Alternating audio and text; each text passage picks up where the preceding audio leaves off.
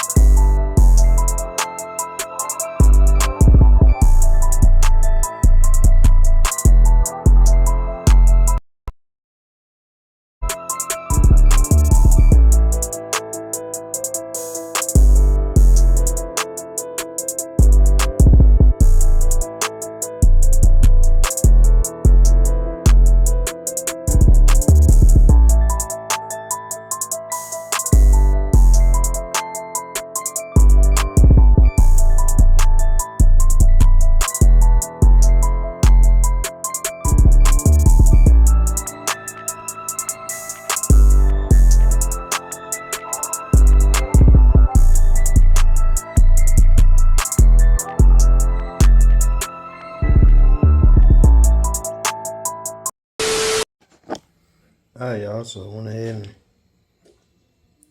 did the passenger side, got all the pistons in now.